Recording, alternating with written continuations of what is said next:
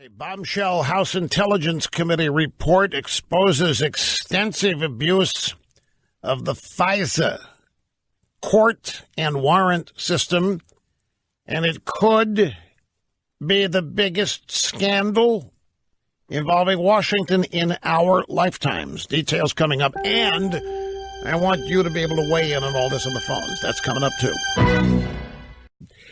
Anyway, folks, it's great to have you here. We're going to be getting to your phone calls quickly in the next hour.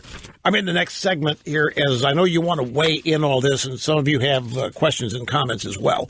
The other big story that is out there, a review of a classified document, a memo, outlining what is described as extensive Foreign Intelligence Surveillance Act abuse, was made available to all members in the House Thursday, and revelations could lead to the removal of senior officials in the FBI and the Department of Justice. Several people who have seen this memo say that it is explosive, that they would not be surprised if it leads to the end of Mueller's special counsel investigation into Trump and his associates.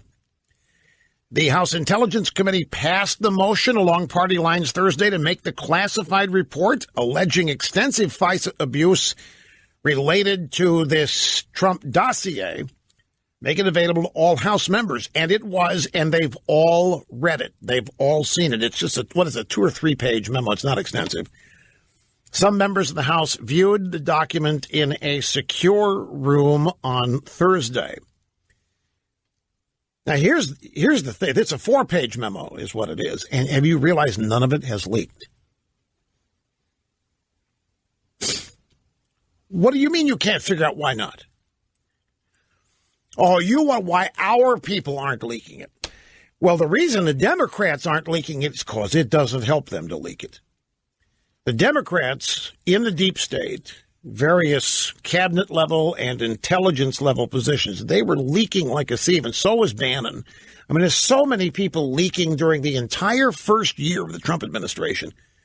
Some of them in the administration, but most of them not. Most of them at the intelligence agencies. And every day, as you recall, there was a seemingly bombshell. This is the end of it. This is the end of the Trump presidency. This is it. This is a silver bullet. And yet, with each of those stories, a line was buried in each one saying, to date, none of these leads have led to any hard evidence. But officials say the odds are that they'll find it. Blah, blah, blah, blah, blah. So apparently, if we had to guess what this is, this 4-page memo details how a federal judge was lied to in an application for a warrant that would grant permission to surveil the Trump campaign and the Trump transition. Without having read this memo, with relative certitude, not ontological certitude, relative certitude, I can pretty much speculate what happened here. We know that the dossier was written by somebody named Glenn Simpson, Fusion GPS, and that they hired a guy named Christopher Steele to actually do it. The money was sent from the Clinton campaign to a law firm where it was essentially laundered. We have since come to learn that Christopher Steele didn't write hardly any of it, that he turned it over to Russians. Russians wrote the Steele dossier, the vast majority of it. None of it has ever been corroborated. None of it has been verified. But apparently it was used to go to the FISA court and seek a warrant to surveil the Trump administration, the Trump transition, and the Trump campaign on the basis that what was in this dossier made it likely that the Russians and Trump had worked together to steal a presidential election. Now, if any part of that happens to be truthful, this is the biggest political scandal of our lifetimes, and nothing comes close.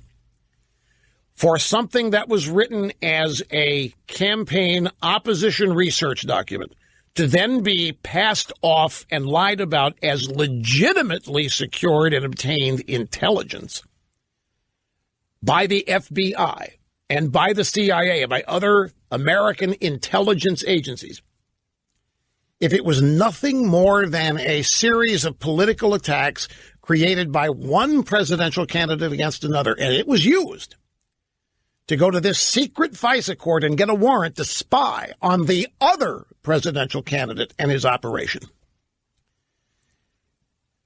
that would mean that heads everywhere would roll. This is, it's difficult to describe the serious nature of this. And judging by what people who've read this 4-page memo are saying, this is clearly what's happened. And there's obviously stuff that we don't know. Now, about the FISA warrant application, there's one thing about this that does remain a curiosity to me. The President of the United States runs the Department of Justice because it's part of the executive branch. The President of the United States could order all of this released. Trump could have at any time in the past 12 months demanded this stuff be released, unseal this, take a look at the affidavit and what's in the actual warrant. Well, you have to figure that more than just the Trump dossier was used.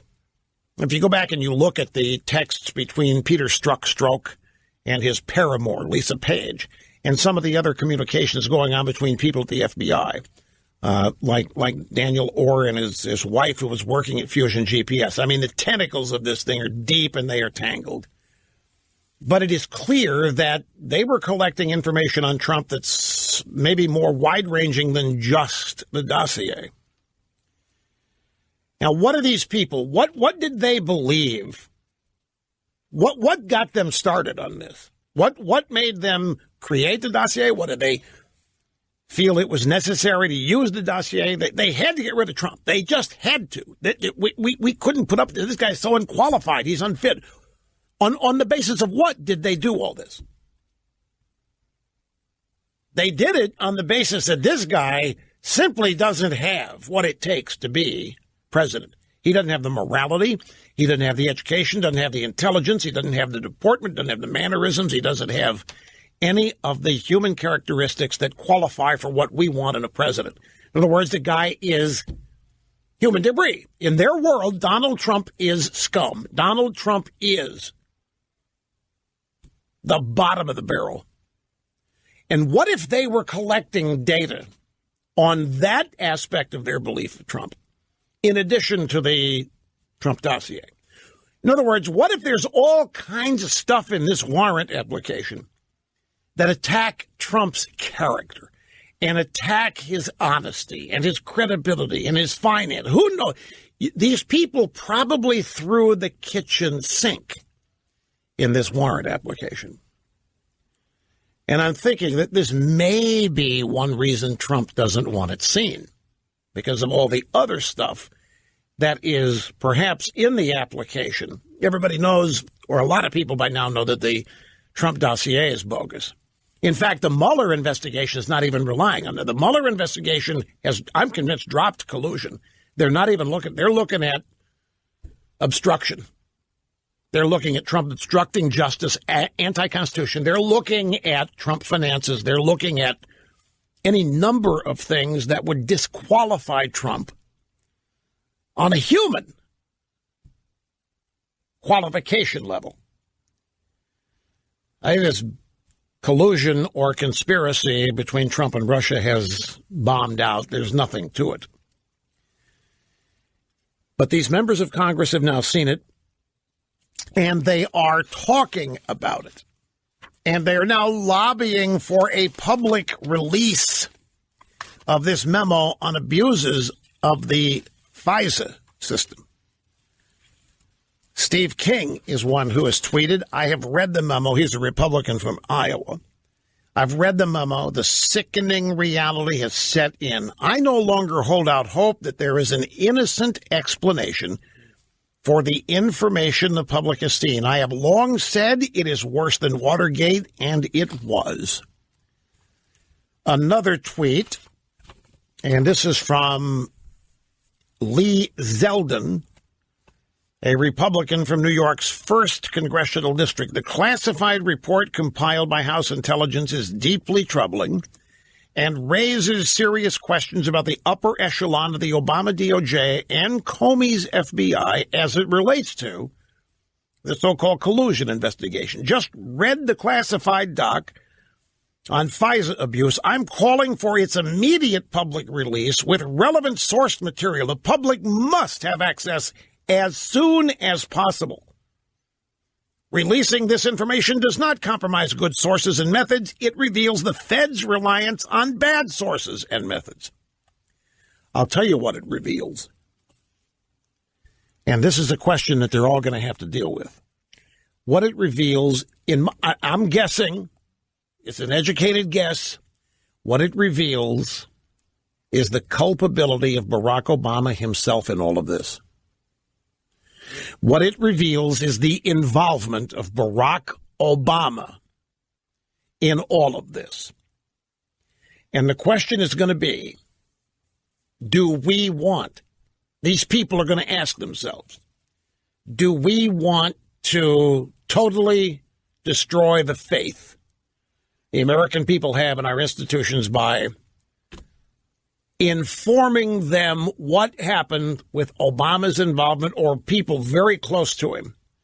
And I'm just here to tell you, there are going to be a lot of people at various levels of government who are going to think that for the good of the country and the good of our future, it might be better never to release this stuff so that people don't lose faith in institutions. And now the purpose will be to protect Obama.